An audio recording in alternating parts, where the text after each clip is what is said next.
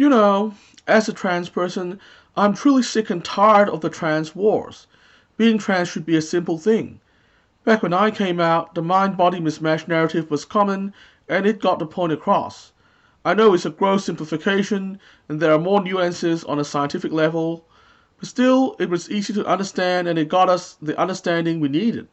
It also fit right into the Born This Way narrative that was a large part of the LGBT messaging at that time. Nowadays, the talk around trans stuff is stupidly complicated and counterproductive to letting others understand trans people. Let's start with the whole debate around whether gender is a social construct. Just 2 or 3 years ago, I wouldn't even have known what a social construct was. It's not like I majored in radical philosophy or anything like that. Anyway, there's now a false view in some circles that trans people believe that gender is a social construct. Perhaps some activists actually believe that, but I don't and my friends don't either. I mean, I didn't choose to be trans, I was born this way. There's nothing socially constructed about my gender. Seriously, not only do I not believe that gender is a social construct because it contradicts everything I've learned in biology, I also don't know why this question has been seen as relevant to trans issues at all. On a related note, let's move to the Transmed wars. Those of us who believe that gender is rooted in biology are called Transmedicalists or Transmeds in trans circles nowadays. Apparently, the dividing question is, do you need dysphoria to be trans? And we, on the Transmed side, are supposed to believe that you do. But I think it's a kind of pointless question to define ourselves around. The fact is, I don't care if there are 1 or 2 outliers, but the vast majority of trans people transition because they have dysphoria. It's just a fact. It's not even a debate. What I'm more concerned about is that trans issues continue to be examined through the lens of science and medicine to ensure that we get the best medical care. What I'm worried about is moved by some to turn being trans into a philosophy thing, which it is clearly not. I mean, I knew I was trans when I was 3 years old. I certainly didn't understand any philosophy back then. This for me is the clearest proof that it is all biological and not philosophical at all. And then there's the pronoun wars. Of course, us trans people would love to be referred to by our preferred pronouns. It also makes social situations less awkward. I mean, it's weird to see a trans woman clearly presenting as a woman being referred to as a he all the time. However, pronouns are not one of the biggest issues in life, not even for trans people. Between jobs, relationships, life goals, doing interesting things, and of course seeking healthcare, pronouns really aren't high up the things that matter list. That is, until some people decided to assign prime importance to it. This has led to the misperception that trans people are obsessed with pronouns. The truth is, we're not, or at least I'm not. I can't pretend to speak for every trans people in the world, but many of us are just content with living normal lives and wouldn't feel comfortable making a big fuss about our preferred pronouns anyway. Many of us just want people to treat us like normal, and we don't want people to feel like they are stepping on seashells when they are talking with us. And there's also the related issue of free speech. Ever since pronouns somehow became a big thing, there's this idea that trans people want to compel people to use their preferred pronouns, and people are now accusing us of supporting compelled speech. Let me say this loud and clear. I have no intention to compel anyone's speech. I'm a big supporter of free speech, and I will always be. The pronoun wars are not my wars. Never have been, never will be. I guess what I'm most concerned about is everything around being trans is now highly politicized, and that people are using us as a political football. Suddenly, we aren't seen as human beings with needs to be accommodated anymore. People are using us for political point scoring without even trying to understand us. Everyone from the religious right who are still upset that they lost the gay marriage wars, to the different factions of radical feminism that have been at war with each other for decades, to postmodernists with their radical social agenda, want to use a piece of the trans wars to help advance their political goals. Meanwhile, the humanity of trans people is forgotten by all sides. You know, it's all a mess that I don't want to be in. None of the trans people I know actually want to be in it. I bet that the silent majority of trans people hate this situation too. They're probably too busy with other things in life to want to speak up publicly, so a loud minority is pretending to speak for all of us. I'm really frustrated with this, to be honest. All these developments are indeed interesting and worrying. What may surprise a lot of people is that behind these trans wars are actually actors with agendas that have little to do with the everyday lives of trans people. To clear the air, I think we need to get to the bottom of all this. It will, at the very least, return justice to many trans people out there whose frustrations are unheard. So let's go through the issues one by one. Just 2 or 3 years ago, I wouldn't even have known what a social construct was.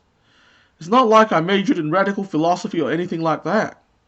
Anyway, there's now a false view in some circles that trans people believe that gender is a social construct. Perhaps some activists actually believe that, but I don't and my friends don't either. I mean, I didn't choose to be trans, I was born this way. There's nothing socially constructed about my gender. Looking back historically, the debate about whether gender is a social construct has never been a big part of the culture or dialogue of the trans community. After all, before the so-called trans tipping point in 2014 or so, back when the outside world didn't care much about trans people and trans issues, the trans community in general also didn't care much about the larger questions of the outside world.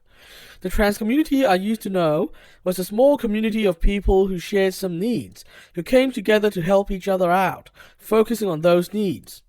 To be honest, I actually really miss the way the trans community used to be. Pragmatic, less divisive, and certainly less politicized. Anyway, back to the question of whether gender is a social construct. Trans people mostly didn't care about the answer to this question, but one group of people certainly did. The subset of radical feminists who didn't like trans people.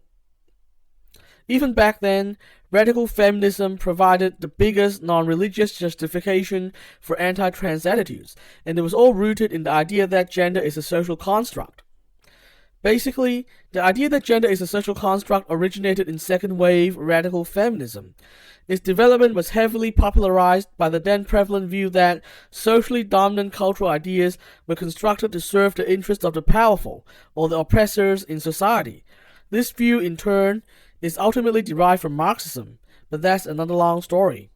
Anyway, the takeaway is that the origins of the idea that gender is a social construct has a lot to do with second-wave radical feminism, and even something to do with Western Marxism, but it has absolutely nothing to do with trans people. Indeed, radical feminists who strongly believe that gender is a social construct tended to invalidate the experiences of trans people. Taking their beliefs to the logical conclusion, they believe that there is nothing to gender other than socialization, so people can't really feel like the gender they weren't socialized as growing up. Meanwhile, trans people of course didn't agree with this radical feminist position, because they knew that what they were feeling was real. Instead, most trans people believed that they were born with a brain more similar to that of the opposite sex, at least in some ways.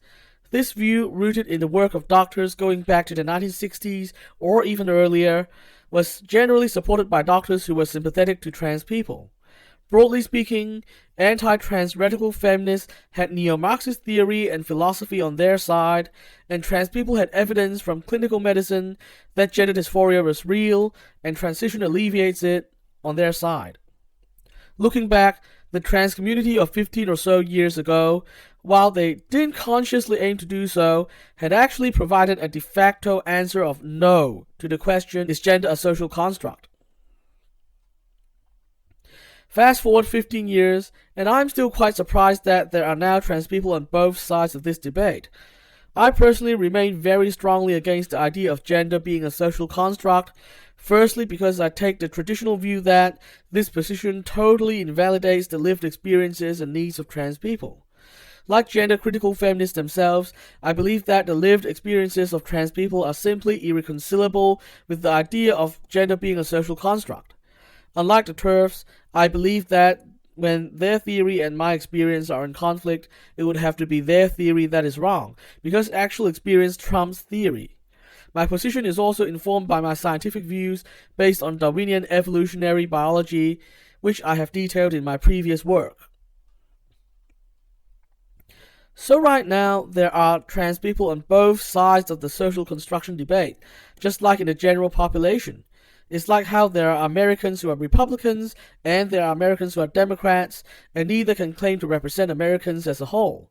Stereotyping Americans as a whole as the typical Democrat or the typical Republican would be very inaccurate or unfair. Therefore, the stereotype that trans people believe that gender is a social construct certainly isn't true. I myself am a living refutation of that. As to why there are people on both sides of the debate, I guess trans people are not that different from other people here. That is, I suspect it may be partially a political, cultural thing. That is, what you believe on this question is often a matter of where your political and cultural influences come from. But equally importantly, I think we should really separate the social construction debate from the discussion around trans issues.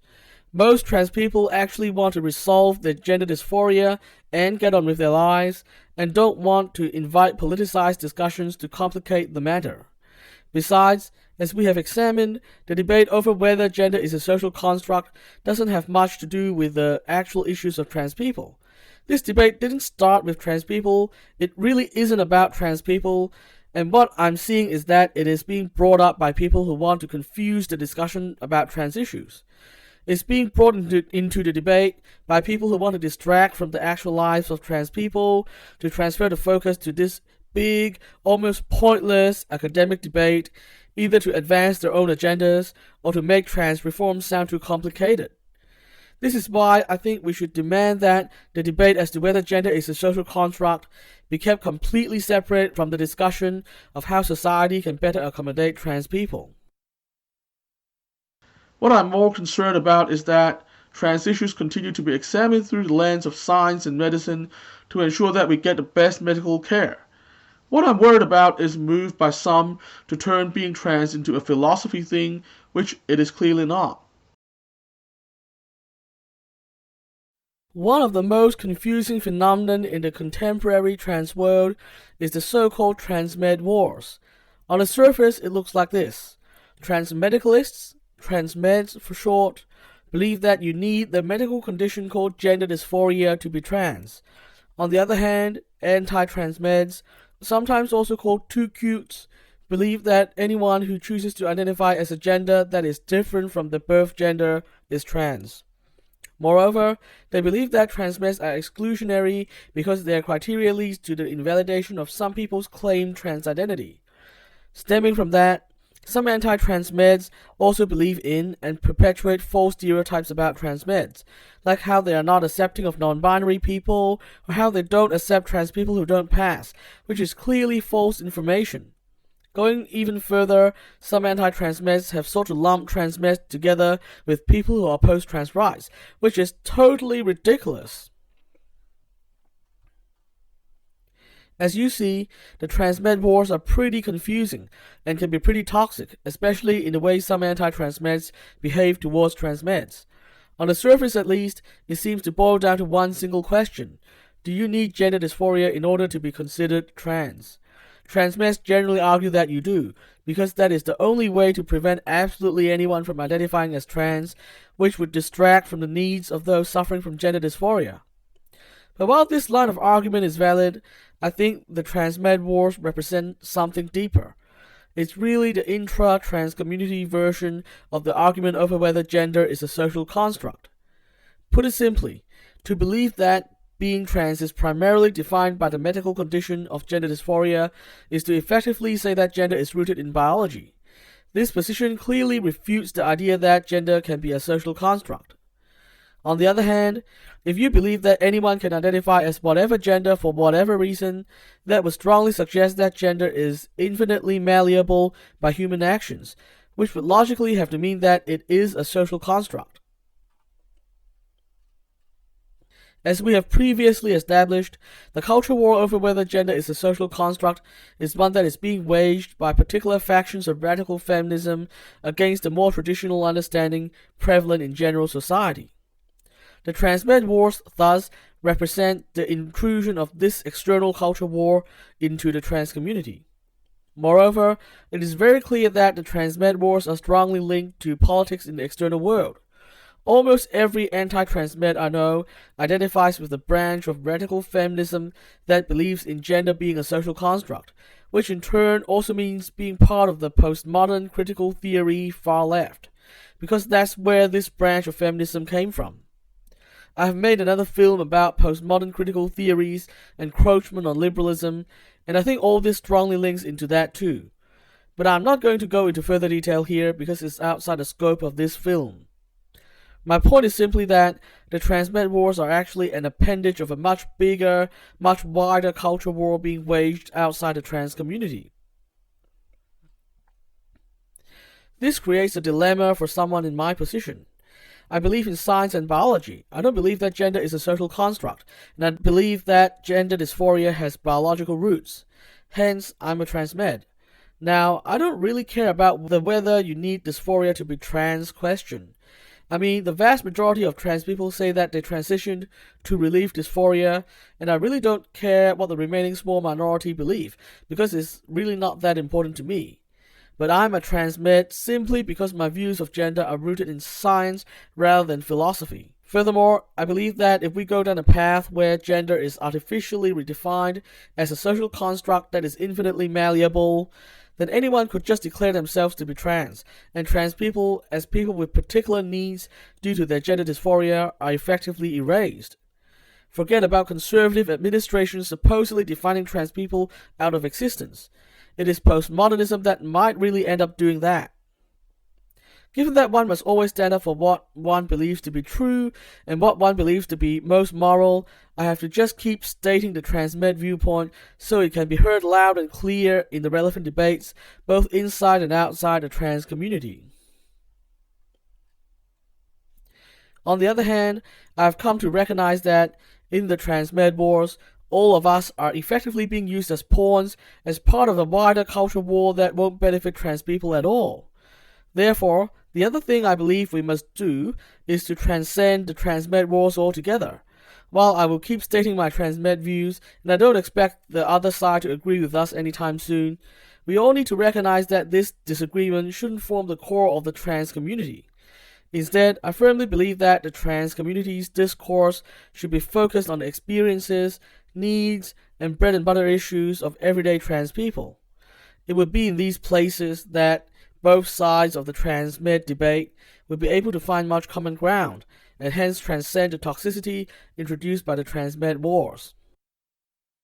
Pronouns are not one of the biggest issues in life, not even for trans people. Between jobs, relationships, life goals, doing interesting things, and of course seeking healthcare, pronouns really aren't high up the things that matter list. That is, until some people decided to assign prime importance to it.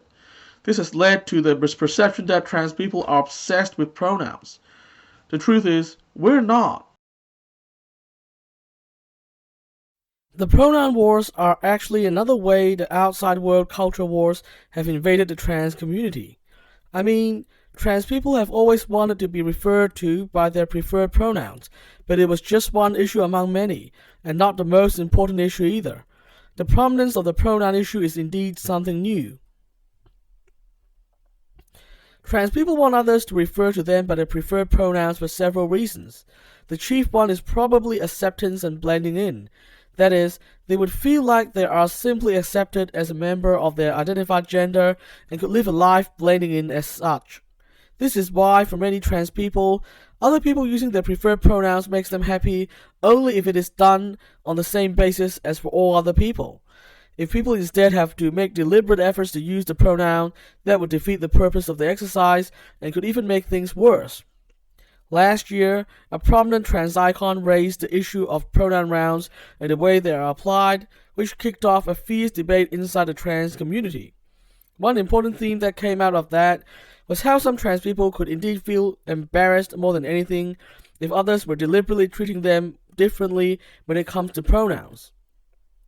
A trans friend once confided to me how bad someone made her feel when they apologized for using the wrong pronoun. As she said, hearing the wrong pronoun once felt like a slap on the wrist that she could just ignore, but hearing the deliberate apology felt like a kick in the guts. As you can see, the relationship between trans people and pronouns is complicated. Most importantly, trans people usually want to blend into society as just another member of their identified gender. If the way others use pronouns signal that this is happening, this would make them happy. However, if a preferred pronoun is used but in an artificial or forced way, this would not be what most trans people would want. Which would logically mean that trans people want to encourage others to use their preferred pronouns, but probably wouldn't want it to feel forced or deliberate in any way. The fact is, much of the recent pronoun drama have not focused too much on what trans people actually want. As previously mentioned, the recent phenomenon of pronoun rounds have made many trans people uncomfortable, especially if they believe it is only done when they are there. Even pronoun rounds that are routinely conducted, for example as a formality required at certain events in recent years, can make trans people especially uncomfortable, because it reminds them of their trans status and hence their dysphoria in an area of life they wouldn't normally expect. High-profile public debates about pronouns, for example, during debates about what would constitute hate speech in the law, have been especially hard on trans people. Some trans people also feel like these debates make it harder for them to blend into society, making them less confident in their everyday lives. Needless to say, some trans people would prefer if none of this was happening, and they could just go back and live their lives as it was, before the so-called trans tipping point. So if the pronoun drama ain't really rooted in the wishes of trans people, what is it rooted in? I think it is actually rooted in postmodern philosophy.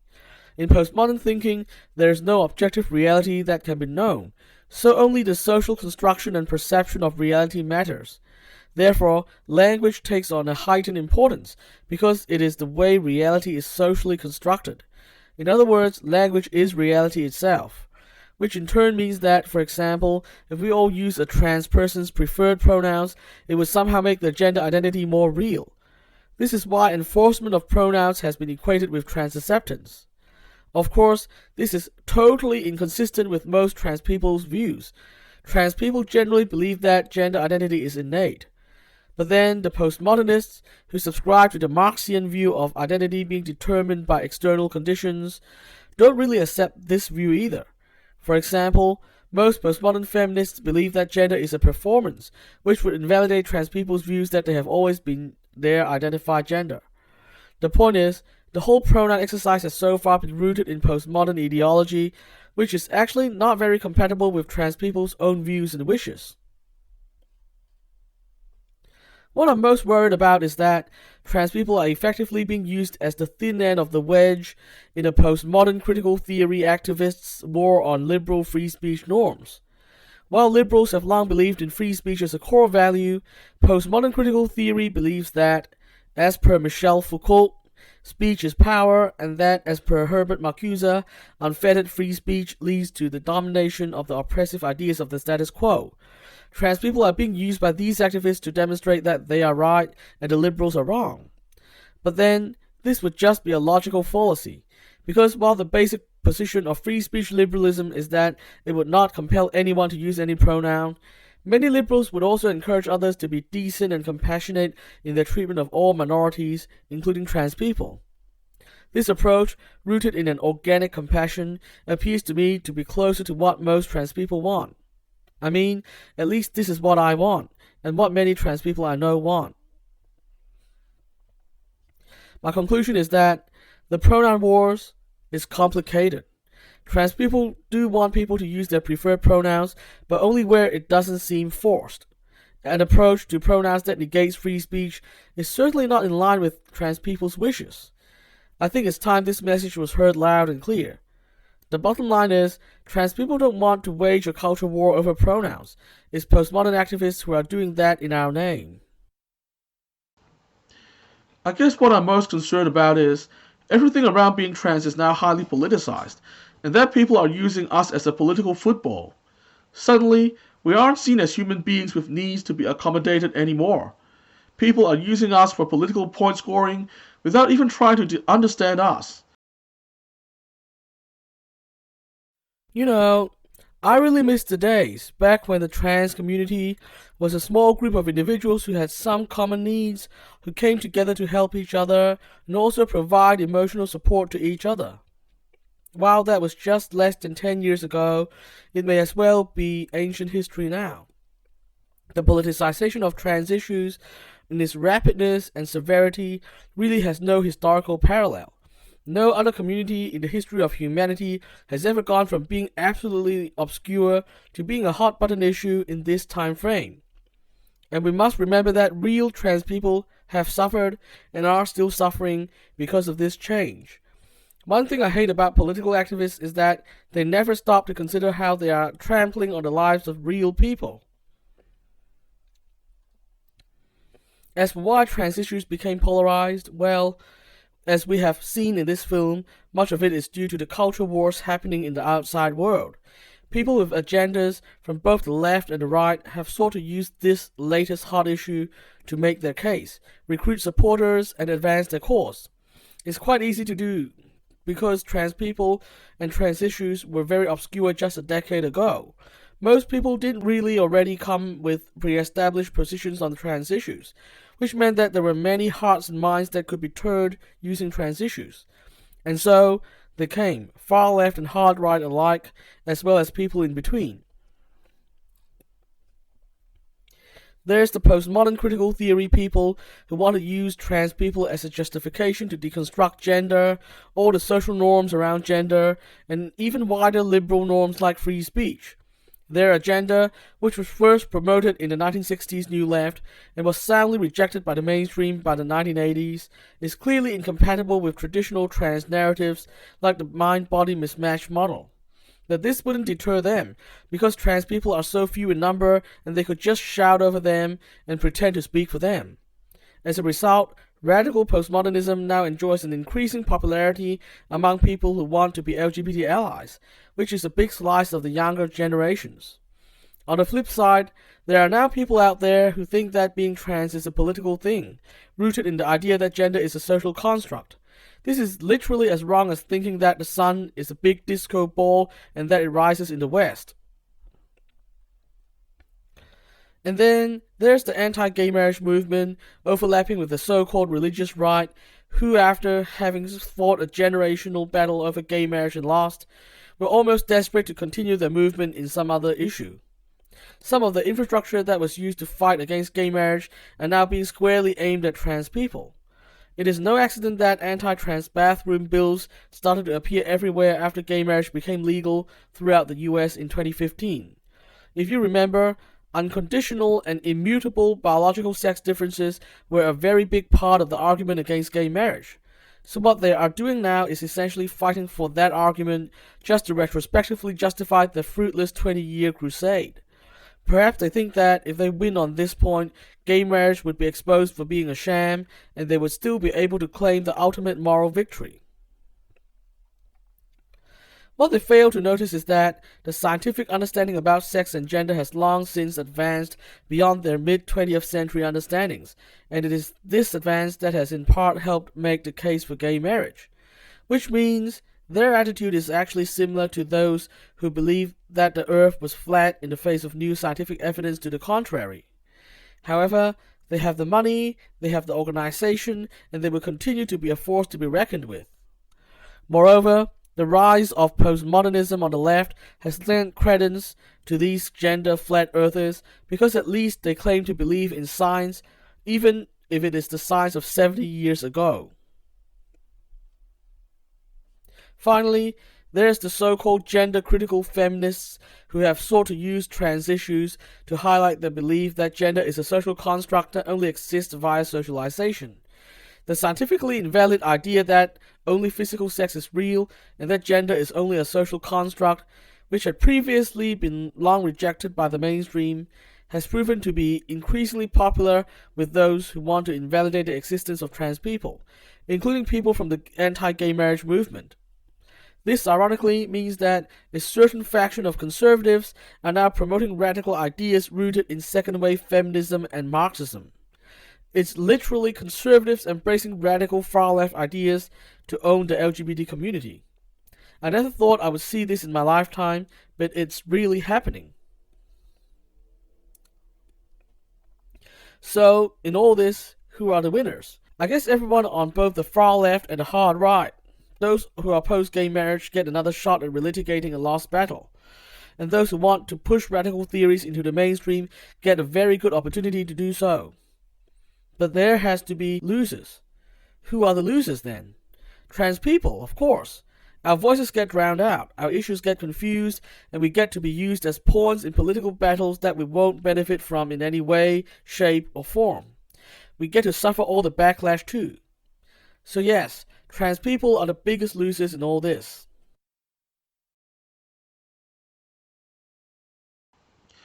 You know, it's all a mess that I don't want to be in. None of the trans people I know actually want to be in it. I bet that the silent majority of trans people hate this situation too. They're probably too busy with other things in life to want to speak up publicly, so a loud minority is pretending to speak for all of us. I'm really frustrated with this, to be honest. As we have seen, much of the trans wars actually don't have anything to do with trans people or trans issues. Instead, what we are seeing is that actors with bigger agendas are using trans people to push their views into mainstream society. In the end, though, it is trans people who suffer from the backlash to those unpopular agendas. It would indeed help the situation if more trans people spoke up. While one lone voice may not change much, if we can get a chorus of trans voices talking about their actual everyday issues, perhaps we would be able to move the discussion back towards the needs of actual trans people. However, given that only about 1 in 500 or so people are trans people are a very small minority in society, and real trans voices are easily drowned out by those who are determined to use the trans community for their own ends. Therefore, I think it would really help if more people in the wider community became aware of the current hijacking of the trans discussion, and if people started to consciously listen to the voices of everyday trans people over the louder activist class. I'm hopeful that one day the trans wars will be over. We can get closer to that day by building constructive dialogue, encouraging mutual understanding, and most importantly, cutting through the ideological agendas on all sides.